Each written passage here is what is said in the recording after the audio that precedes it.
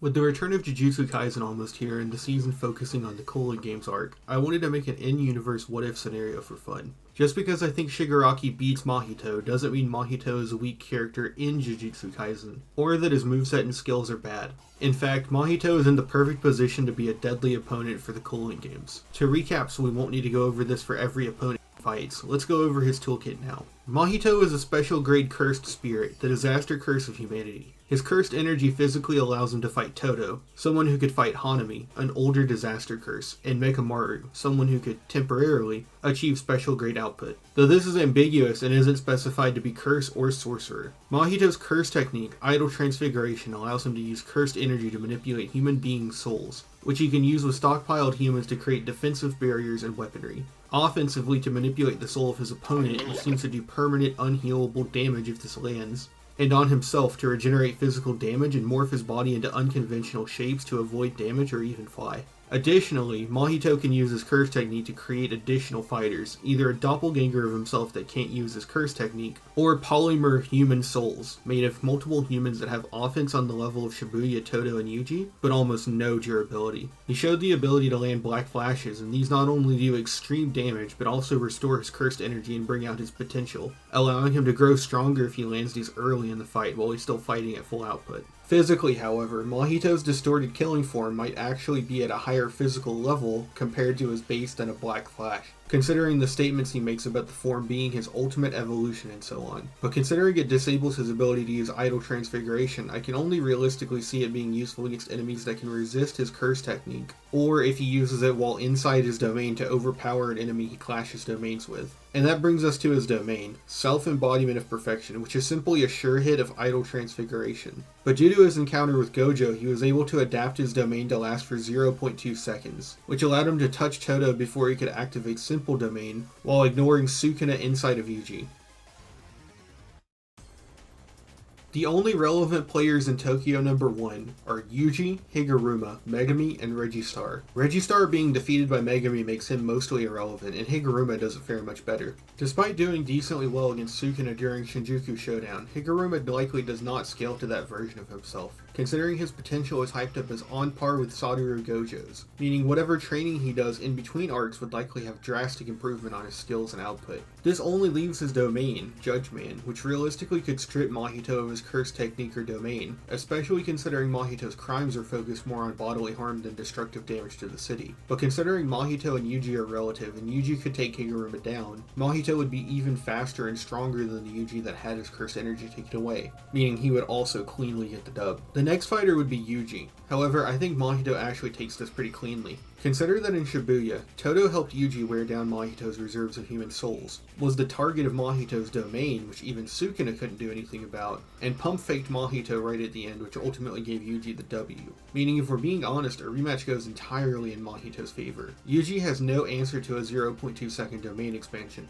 And if Mahito is healthy, no real long-term answer to his distorted killing form either. Some might try to argue that Yuji could downscale from his Shinjuku Showdown feats, but considering that he trained for that, he wouldn't scale to that state either. And even if you think he does, most of Yuji's impressive showings come from landing almost a dozen Black Flashes and awakening Shrine in his domain during the raid, learning RCT over the time skip. This is not Shinjuku Yuji versus Mahito, this is Culling Games Yuji, and I don't think he wins. This means the opponent who puts up the best fight is, unfortunately, Megumi. Megumi has the 10 Shadows, a technique strong enough to help him survive against Toji, and when fighting characters more of his caliber, letting him have mobility, defense, and offense. How 10 Shadows would interact with Idol Transfiguration is unknown, so I'll give the favor to Megumi and assume they aren't valid targets. Meaning that with Megumi's long-range and close-to-range tools, as well as comparable fighting ability to Yuji shown by fighting side-by-side in Shibuya and being considered the strongest by Toji out of Nanami, Shibuya Maki, and a weakened Naobito, Mahito likely won't be able to outright land Idol Transfiguration.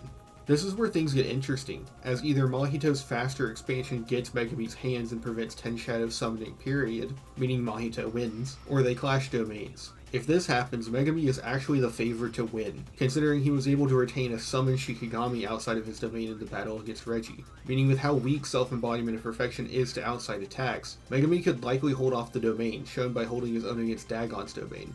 Then, if he shatters the domain, Mahito would be trapped inside a domain that favors Megami physically with an endless number of Shikigami that he can't use his technique on, and a fighter who can move freely inside this space. However, Megami does not have a direct way to do permanent damage against Mahito, meaning that him only being vaguely stronger inside a domain he can't maintain for long. It's only until the domain collapses that Mahito will pick off Megami.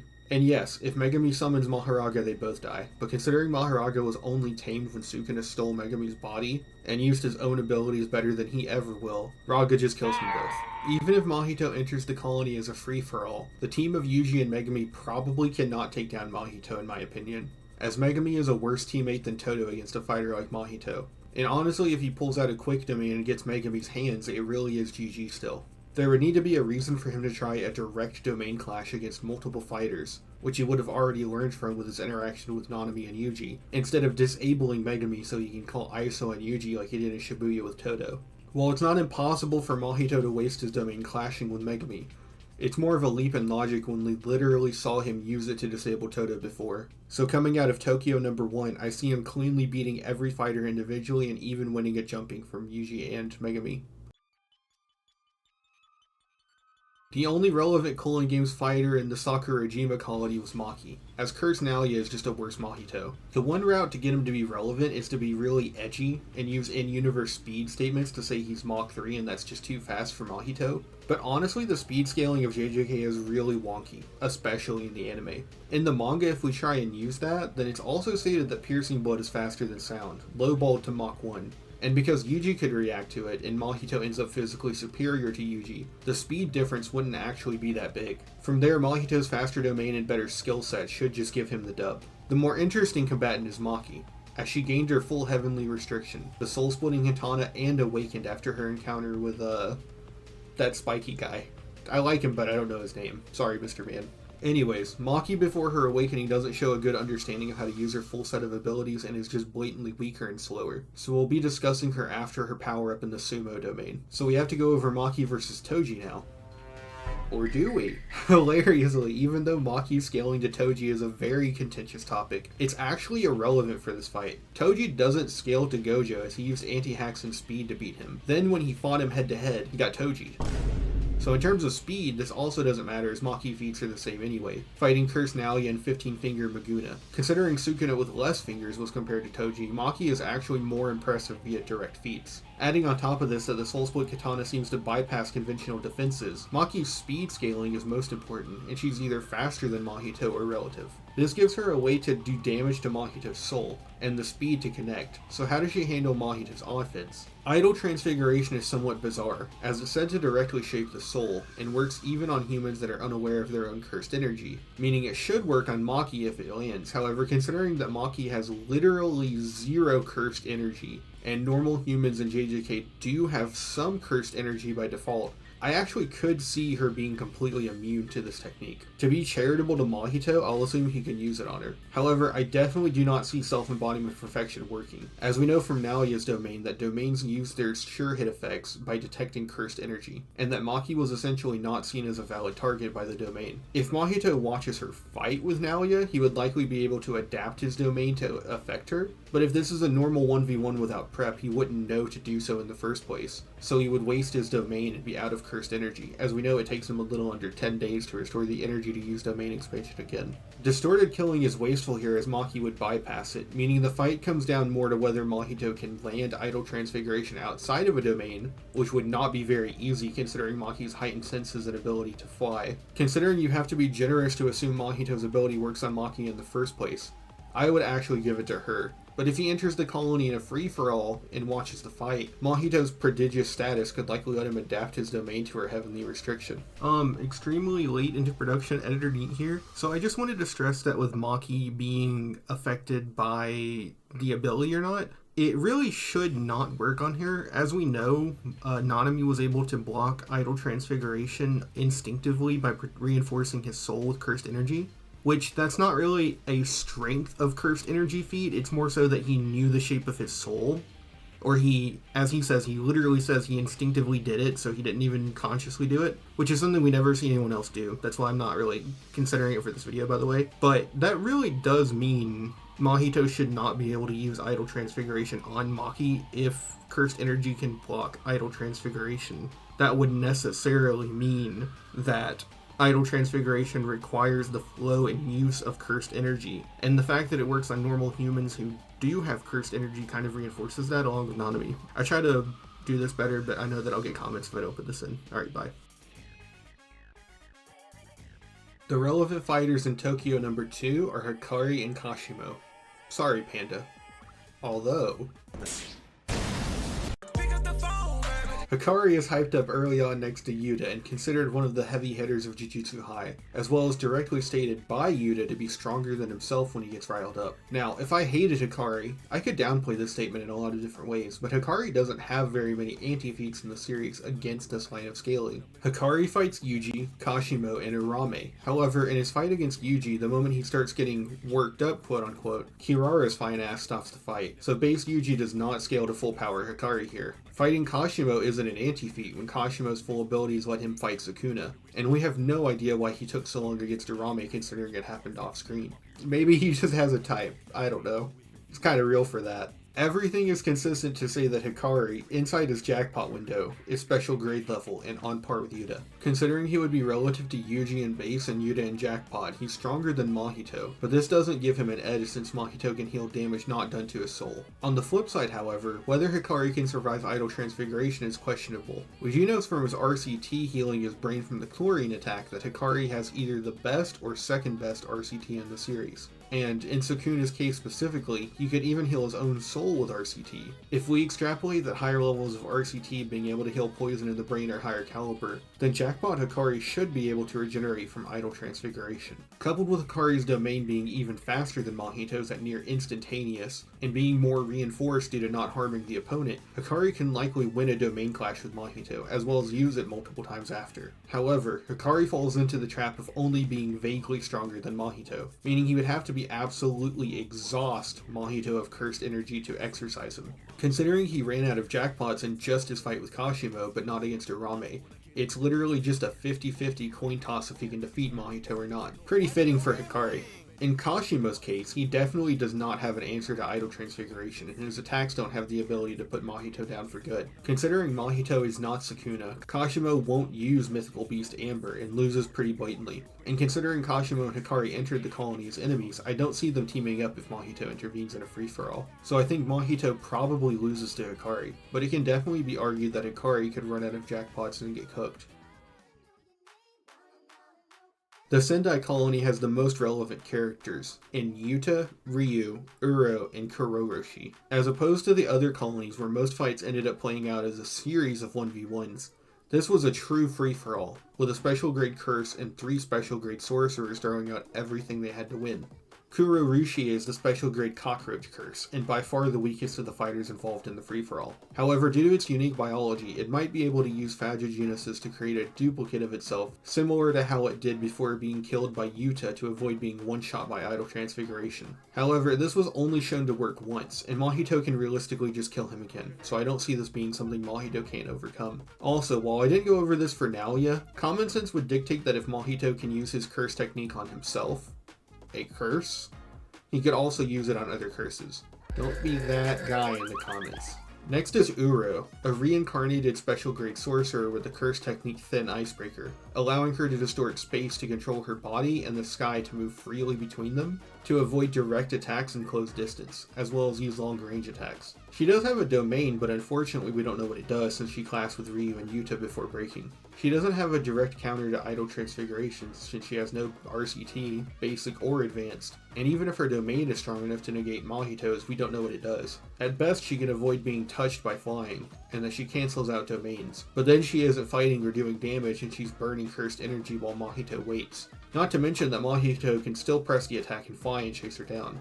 In a direct 1v1 we don't have the evidence to say she can win, despite her likely being stronger and faster. Ryu is a character who has grown on me since the first time I went through Sendai Colony, a very basic and straightforward character. He seemingly does not have a conventional technique and just seems to use mastered reinforcement to fire energy beams. Noted to have the highest cursed energy output of any Culling Games player, which should include Jackpot Hikari and Lover Mode Yuta, and might even include 15 Finger Sukuna. I say this because we know Yuji was tried by Judgman, yet in Shinjuku, Higuruma retried Sukuna, implying it viewed Sukuna as an individual entity despite existing inside Yuji, meaning the highest cursed energy statement could actually be referencing him as well, as all three of them do fight during this arc. On top of this, even after using and losing his domain in the clash, he was able to fire Granite Blast, implying his reserves are immense, and that his outfit doesn't diminish the way other sorcerers do following domain expansion. We even saw in terms of raw cursed energy that he could reduce a triple cleave from Sukuna to one cut, albeit it wasn't enough to save him.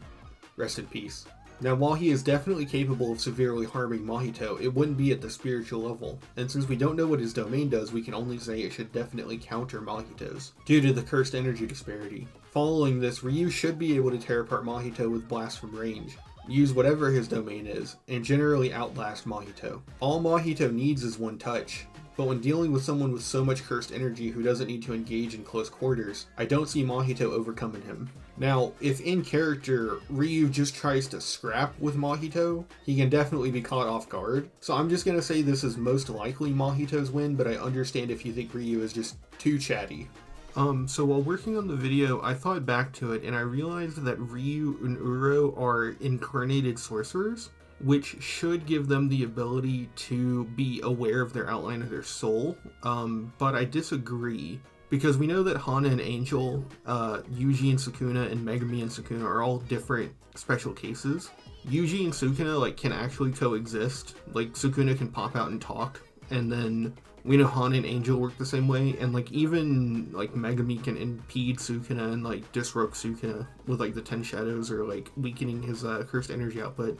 So I don't really think that just every sorcerer that is incarnated is just by default aware of the outline of their soul, and I think that you kind of need more evidence that they are. So no, I don't think Uro and Ryu just are spiritually aware by default. This simply leaves Yuta Okotsu, the golden child of Jujutsu, who was second only to Satoru Gojo at this point in the series. While there are a lot of glazed statements for Yuta, there's only really two things that are relevant here. Those being that Yuta's curse technique allows him to copy his opponent's own curse technique if he can consume a part of them, and that Yuta has immense amounts of cursed energy on his own merits and especially when paired with Rika. Combining these factors should allow him to use Idol Transfiguration, and with more cursed energy than Mahito, he's going to be able to counter the self-embodiment of perfection with mutually assured love, giving him a clean dub. Yuta is a perfect counter to Mahito, and in a 1v1 absolutely mops him up. However, the more interesting scenario is if Mahito invades the free-for-all. As we saw, it was decently close with Ryu and Yuta at the end, so if Mahito watches the fight go on instead of jumping in, he can easily camp Yuta. Ironic, I know. But even if he jumps into the three-way clash and starts getting active with everyone, the damage he inflicts and cursed energy he would make the others expend could be enough to alter the outcome, possibly getting Ryu or Yuta killed before dying. However, I do still think Yuta would win in the deadlock in this scenario. As we saw, Yuta's characterization is that he's a softie, and he was so patient with Ryu and clashed on his own terms, out of respect, due to having the power advantage to risk that clash. If Mahito is there and he has to view the scenario in terms of survival, he will just lock in and be more willing to kill rather than try to get the points. Meaning, in summary, I do think Yuta takes Mahito 1v1 and in a free-for-all. Overall, I only see Mahito hard losing to Yuta, with everyone else being somewhat questionable if we're charitable to Mahito. If you disagree, tell me why in the comments below. If you have your own video on the topic, tell me so I can react to it on stream. Bye bye!